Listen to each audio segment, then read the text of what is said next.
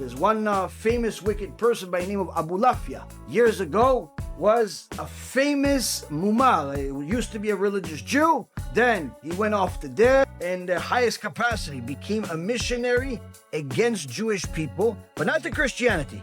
Missionary just against Judaism. Hated Judaism.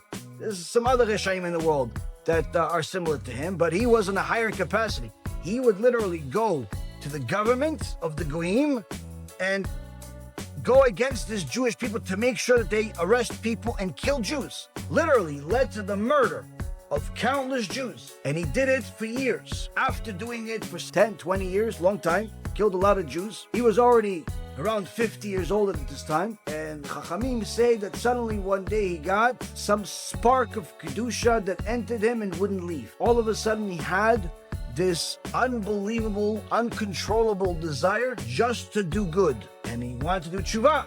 He came to the rabbis and he said, listen, I'm really sorry. I want to do teshuvah.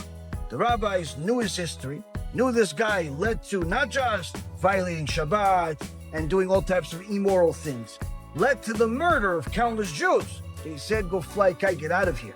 Tameh, you're impure. Impure, we can't trust such a person. And they're right, that's what the halakha is. The guy's a missionary, guy causes such damage, can't help such a person. Kicked him out.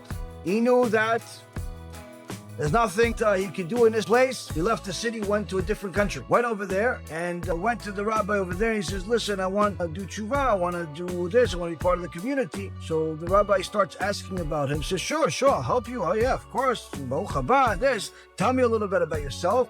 And the guy was honest. He says, listen, I made this crime and that crime and this crime and that crime. And this was a big Talmud Chacham. All of a sudden, he becomes weak. He says, I can't help such a person. Get out of here. Out, I can't help you. And he kicked him out also. So this Abu Lafia went home and started crying hysterical to HaKadosh Baruch Hu. He really wanted to do teshuvah, which was unreal. So some type of zchut avot, merit of his forefathers, or something happened here, obviously. It was very unusual stories written in the Sefer. I learned from Rabbi. And he wants to do serious teshuvah, and he starts crying to HaKadosh Baruch Hu. And he says to HaKadosh Baruch Hu every single day for a year straight, Hashem, I'm not looking for you to put me in Gan Eden, give me a reward, get me out of Gehenom that I built for myself. I'm not looking for that. All I want is just for you to accept my apology, to accept my teshuvah. That's it. Even if you still put me in Gehenom, even if I'm never going to see Gan Eden, even if I'm going to continue having a horrible life, as long as I know that eventually you're going to accept my teshuvah, that's enough for me. Even if I'm going to go to Gehenom, I'm not going to Gan Eden, no reward for this. It's still, I'll be happy. Mamash got to a very high level, very unusual.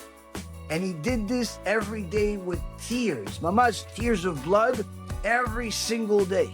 After a year passed of doing this, Chacham that rejected him in the city that he was in, he had a brit milah for his grandson. Him and his son both had a dream that night before the brit milah, where someone told them, one of the sages came to them and said to them, listen, tomorrow, neither you or anyone else that you know are going to be the sandak holding the baby for the brit milah. So who is it going to be? The only person you're allowed to put as a sandak for the brit milah is a person that as soon as you see that person, you'll see a fire, a holy fire coming out of their forehead.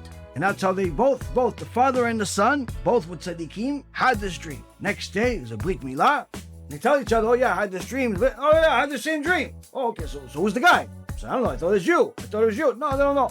They start looking in the room, nothing. Now, as it would happen, invited the entire community to come to the brit milah.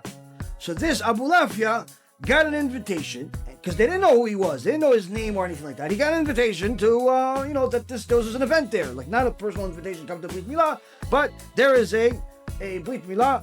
The community should come. Okay, so he said, okay, so I'll go. He prayed to Hashem and said, okay, maybe I'll go. Maybe there's something for me to see, at least something holy. As soon as he walks into the synagogue, the Rav and his son both see him with fire, spiritual fire, that they're the only ones that can see coming out of his forehead. He said, you, come, quickly, gotta do Brit Milah. Abulafia says, what Brit Milah? Me? What do you want me? Come, you're the sandak, come sit down. They put him down, he holds the baby, Brit Milah, Chazak u'Baruch. He has no idea what just happened. And he said, Chazaku Baruch, thank you for coming. Chazaku Baruch. He says to them, why did you pick me? And they tell him, we both had a dream that we have to pick a person that has such a light. He says, I don't know about any light of what you're talking about, but you guys know who I am? He says, no, we don't know who you are.